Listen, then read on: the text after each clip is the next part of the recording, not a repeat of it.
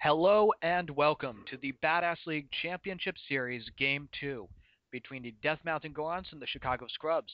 With me tonight, the voice of Board 8 Baseball, X the Nemesis. Thanks for being here, X the. My pleasure as always, Alec. And we had a very fun, very hilarious, and very entertaining game. In game one, the Scrubs managed to pull it out, much to A-Rod's dismay. So the Gorons are going to be looking to strike back to get Yes. this back to Death Mountain with the series evened up. Yeah, tonight we have Max Scherzer going against Clayton Kershaw. Scherzer having in the regular season 2-1 with a 2.57, and he has an identical 2.57 ERA so far this postseason, though Oh he's man. 0-1. And on the other hand, Kershaw 3-2 with a 3.21 during the regular season, but as with the entire Goron starting staff, he is having a rough postseason with a 5.40 ERA. Man, that is tough. I'm surprised Scherzer did so well for Chris. That's Yeah, I'm really surprised too, but yeah. I Well, think it's that and I'm all-star defense. yeah. Like Tulowitzki. Oh man, Kershaw barely did better than Billingsley. Uh, Darunia and I argued when he drafted Kershaw because I drafted Billingsley before him that over who was better, and it looks like he was right barely. Don't But think of it as anyways. him being right. Think of him being less wrong than you. Well, they both did good. I mean, both of them had sub 4 ERAs, which is good as far as I'm concerned. Especially for Darunia's. Well, Darunia's rotation's not terrible. It's his bullpen that. Yeah. In the regular season, his bullpen was more of the problem. Now in the postseason, his bullpen has been fucking lights out, and his starting staff has blown prodigious Mm. amounts of cock. I think. I'm trying to. Who was it? Hansen. Hansen didn't have a bad start last game. He was against Roy Halladay's. That one's clubbed deep to left field, but it's gonna hook foul. I'm trying to who got on base anyways. I wasn't paying attention. Probably one of the early hitters in the order. Oh, That's about as far as well, I got. astute observation, Alec. That was Cruz. I don't know who. Must have been Pedroia, A-Rod, or Cabrera. It was probably A-Rod. It couldn't have been Pedroia. There's no way it could have been Pedroia. Up steps Tulo. It's amazing that Miguel Cabrera can hit so well here in the postseason. When of course, he does get the luxury of swinging at two balls after all that alcohol he's had. Oh well, we did discuss the possibility that his uh his powers increase by the amount of alcohol that he's consumed. Mhm. And there's a pop out into foul territory by Tulo, who committed that grievous error in the first game that almost cost his team. And Keppinger, who's filling in for Longoria, Yeah. And singles up the middle. yeah, Tulo did get the walk-off RBI, but he is personally responsible for 2 runs getting in. So really, when you think about it, He's that still -1. yeah, that's. Never given him any credit. Never. Although that was, like I said, that was a really shitty error.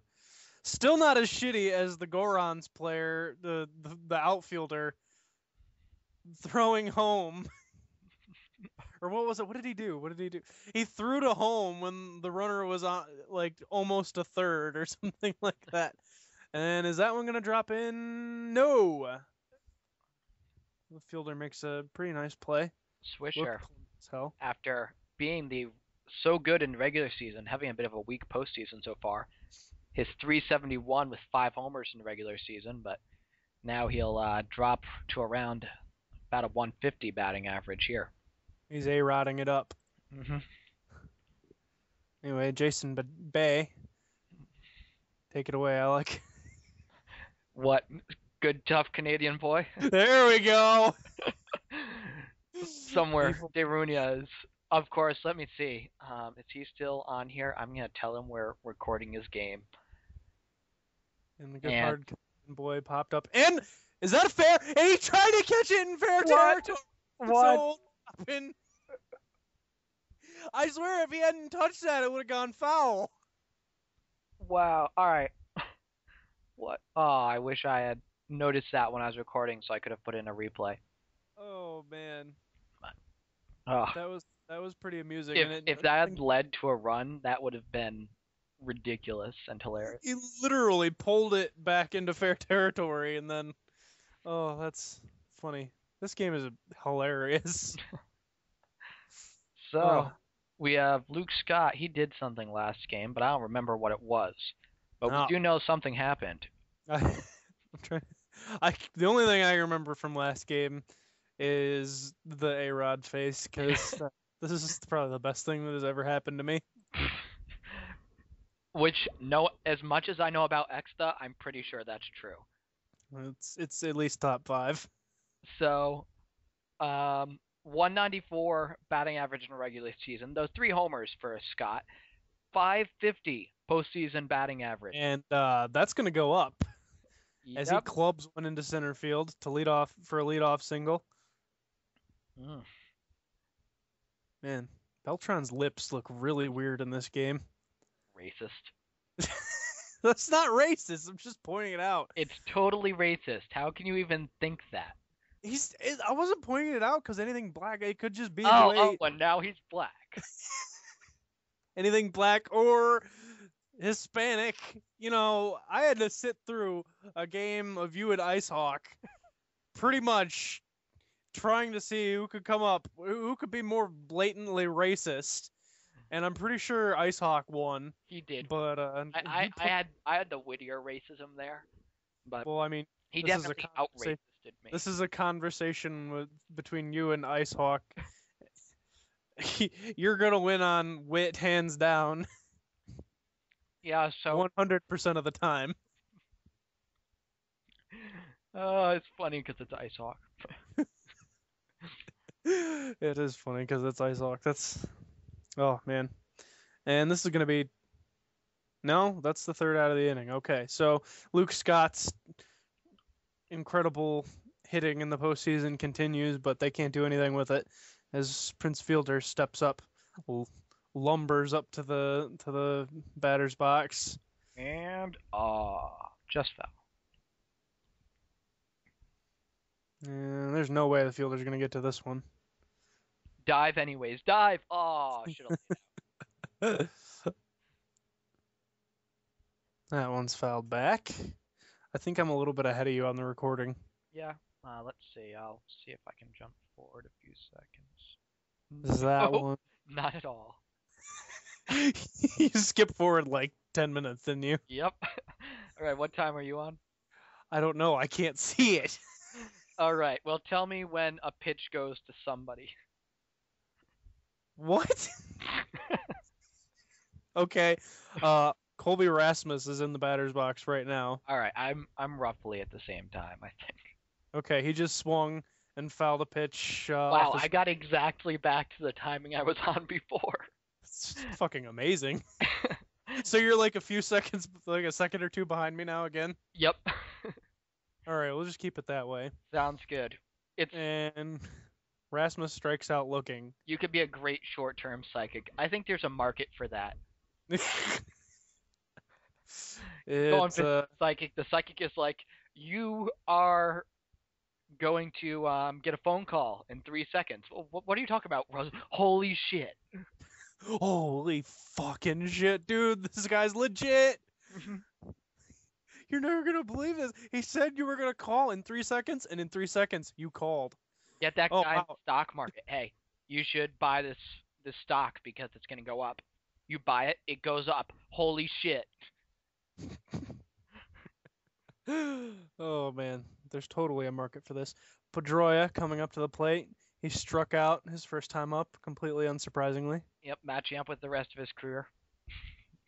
dickhead. I have right now the on the table the Sports Illustrated with him on the cover.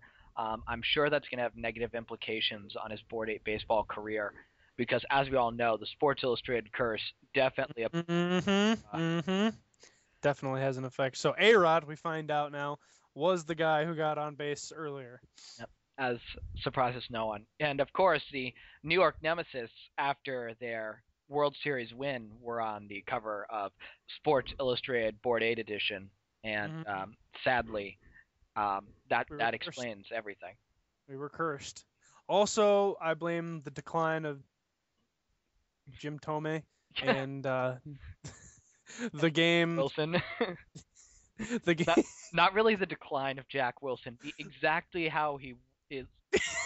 Making him more realistic. Oh, man. Undrafted, unsigned, unheralded World Series champion Jack Physics Wilson as Ruiz. Well, Wilson is finding it a lot harder to hit in this game with the ring around his finger. It's really interfering with his mechanics. The ring around his finger? Oh, right. Okay. I was like, what, did he get married or something? Yeah. How do you know? Why do you know that? Oh, man.